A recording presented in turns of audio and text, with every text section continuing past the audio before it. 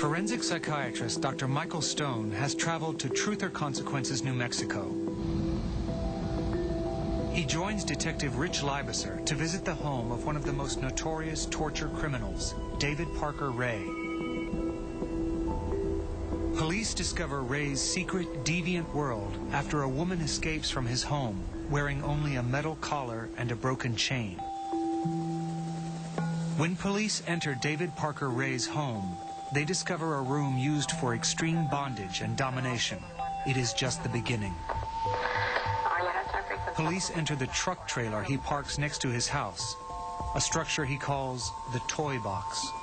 We discovered a systematic torture chamber and its associated equipment and video equipment, and many indicators that there were more than one victim involved here, that this was a kind of a progressive behavioral pattern that had been going on for some time.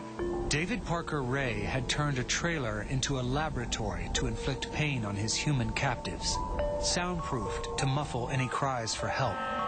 There, he tortures his female victims.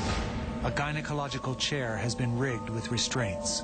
Above the chair, an elaborate network of handcuffs and chains. A drill is used as a torture device. David Parker Ray plays an audio tape for his victims before their torture begins. When a victim was brought in, this is the first thing that they would hear. Are you comfortable right now? I doubt it.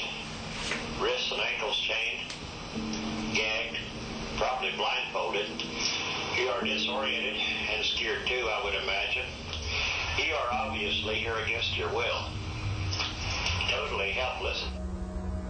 He was carefully intermixing the psychological horror with the physical horror. David Parker Ray sometimes enlists the help of an accomplice to carry out his complex plans. You've been snatched and brought here for us to train and use as a sex slave. You sound kind of far out.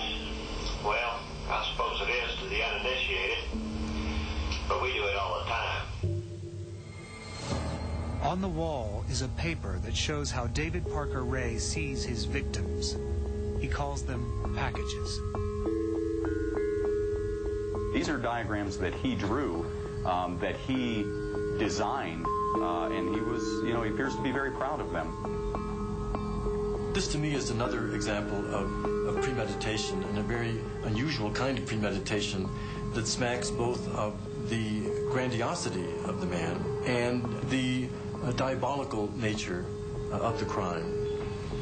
The list provides detailed instructions for David Parker Ray's accomplice. The thing that stuck with me after I saw this was the next portion of this, which says quite simply, don't let her get to you. If she was worth taking, she is worth keeping, and she must be subjected to hypnosis before the woman can be safely released. Never just a chained captive. The document indicates not only the extent of the premeditation, but also the scope of Ray's deviant acts. And one thing that crept up often in the investigation was an avoidance of the mentioning of killing or of murder. Yes. It was always hypnosis. I'm going to hypnotize you before I let you go. But in the same moment that he's saying that, he'll turn around and say, but if you don't do exactly what it is that I tell you to do, I'll kill you, and I'll bury you in the desert, and I've done it before, and I've never been caught. When police uncover all the documents from his trailer, they realize that David Parker Ray has spent most of his life planning for these crimes. He had been fantasizing about sadistic sexual behavior from the time he was about 13 or 14 years old. Mm-hmm. We have documents very meticulously kept and organized that show from a period of about 1955 fantasies along the lines of abduction, sexual torture, and even in some cases murder. When he was 16. When he was very, very young.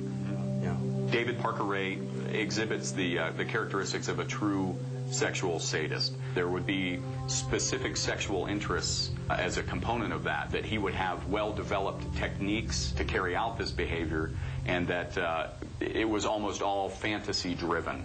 It may begin with a fantasy, but eventually that would manifest itself in true life, and that he would eventually act on these fantasies. Detectives find a total of 4 torture victims of David Parker Ray, but are convinced they represent only a fraction of his crimes. David Parker Ray claimed to have killed 1 victim a year for 40 years. In his home, police find a map. Ray had sketched the outline of a nearby lake, marked with several X's, but areas of the lake are too deep to search. The State Police dive team, the search and recovery team, came here on 3 separate occasions, searching in those areas. Nothing was ever found. We would be very fortunate after a number of years to find anything more than skeletal remains. And even with a more significant amount of time on top of that, we would be lucky and fortunate to find a tooth. Because investigators could never find the body of a victim of this suspected serial killer, David Parker Ray was only convicted of 4 counts of kidnapping and criminal penetration. But for these crimes, he was harshly punished, sentenced in 2001 to 224 years in prison. He died of a heart attack a year later.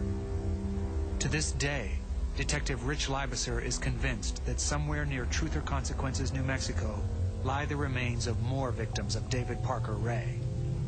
When we come back, Dr. Stone continues to explore the sadistic mind of David Parker Ray.